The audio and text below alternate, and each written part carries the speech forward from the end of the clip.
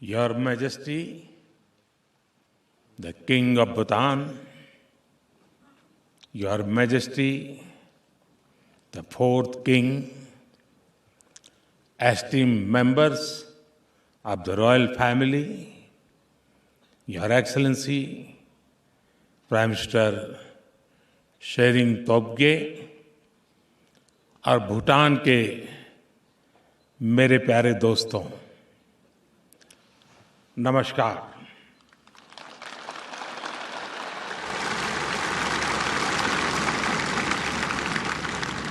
कुजू जांगपोला।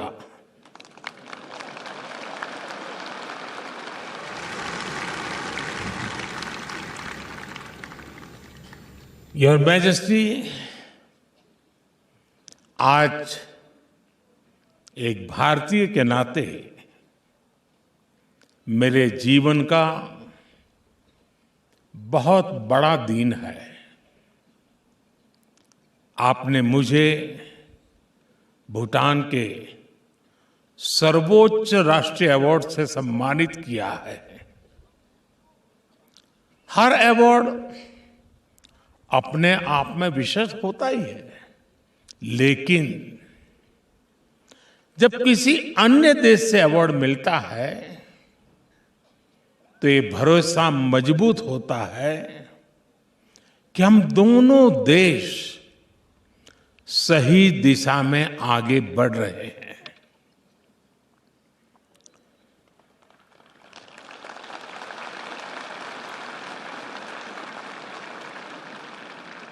हमारा ये विश्वास भी बढ़ता है कि हमारे प्रयासों से दोनों देशों के लोगों का कल्याण हुआ है। हमें और अधिक परिश्रम करने का उत्साह मिलता है, ऊर्जा मिलती है, लेकिन यह सम्मान मेरी व्यक्तिगत उपलब्धि नहीं है। ये भारत और 140 करोड़ भारतीयों का सम्मान है। भूटान की इस महान भूमि पर मैं सभी भारतवासियों की ओर से यह सम्मान नम्रता से स्वीकार करता हूं और इस सम्मान के लिए आपका और भूटान की जनता का हृदय से कोटि कोटि धन्यवाद करता हूं।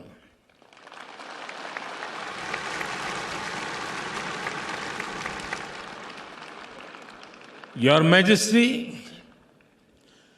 140 करोड़ भारतवासी जानते हैं कि भूटान के लोग उनके अपने परिवार के सदस्य हैं। भूटान के लोग भी यह जानते हैं, मानते हैं कि भारत उनका परिवार है। हमारे संबंध अटूट है, हमारी मित्रता अटूट है, हमारा आपसी सहयोग अटूट है और सबसे बड़ी बात है, हमारा विश्वास भी अटूट है।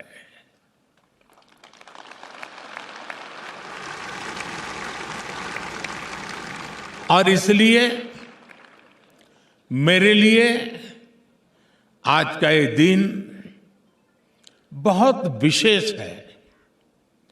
सुखद संयोग से अभी 3 दिन पहले ही हिज रॉयल हाइनेस का जन्मदिन भी था।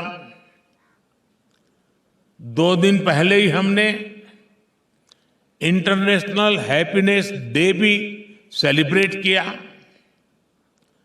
मौसम ने थोड़ी सी चुनौती अवश्य दी, लेकिन वो भारत और भूटान की दोस्ती और मेरे यहां आने में बाधा नहीं बन पाया। इसलिए ये अवसर और भी खास हो जाता है। Your majesty, excellencies, friends, Bharat और भूटान के संबंध जितने प्राचीन है उतने ही नवीन और सामयिक भी है। 2014 में जब मैं भारत का प्रधानमंत्री बना तो मेरी पहली विदेश यात्रा के रूप में भूटान आना स्वाभाविक था। और मुझे वो दिन याद है कि जब 10 वर्ष पहले मैं ड्रूक यूल यानी the land of the thunder dragon आया था। भूटान द्वारा उस स्वागत, उस गर्मजोशी ने प्रधानमंत्री के रूप में मेरी कर्तव्य यात्रा की शुरुआत को यादगार बना दिया था। योर मैजेस्टी, भारत और भूटान एक साझी विरासत का हिस्सा है।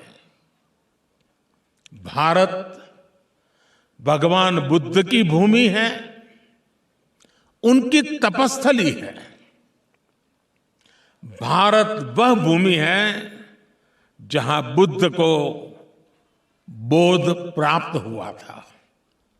भूटान ने भगवान बुद्ध की उन शिक्षाओं को आत्मसात किया, उन्हें संरक्षित किया। महान शब्दरुंग नामग्याल की इस धरती पर आकर आज भी वो आध्यात्मिक ऊर्जा अनुभव होती है।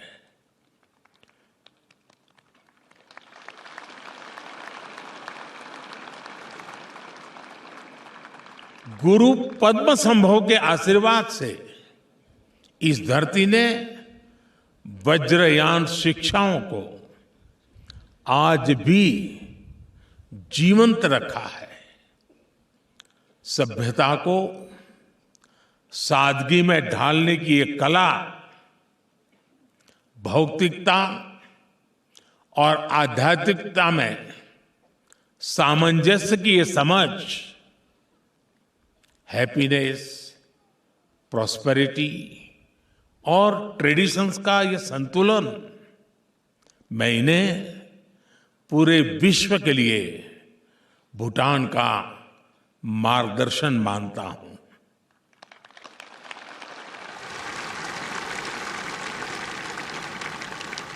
योर मैजेस्टी, मुझे खुशी है कि भूटान की इतनी समृद्ध विरासत को आप एक आधुनिक विजन के साथ आगे बढ़ा रहे हैं। आपके नेतृत्व में भूटान मंडला के साथ मॉडर्निटी की ओर बढ़ रहा है। आपके नेतृत्व में भूटान तकसंग के साथ टेक्नोलॉजी और इनर जॉय के साथ इनोवेशन की ओर बढ़ रहा है।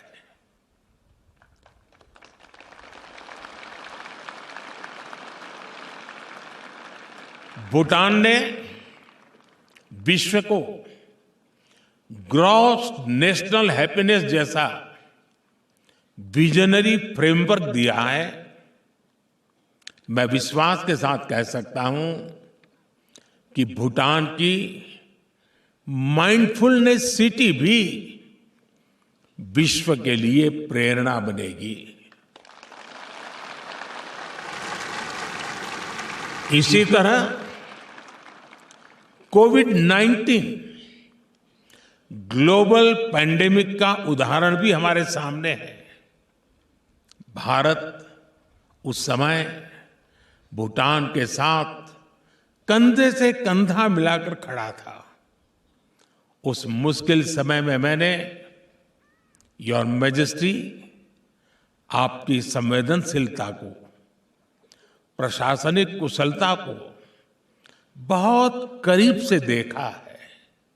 इसलिए मुझे विश्वास है कि आपके नेतृत्व में भूटान टेक्नोलॉजी, इंफ्रास्ट्रक्चर और मैन्युफैक्चरिंग में नई ऊंचाइयां छुएगा।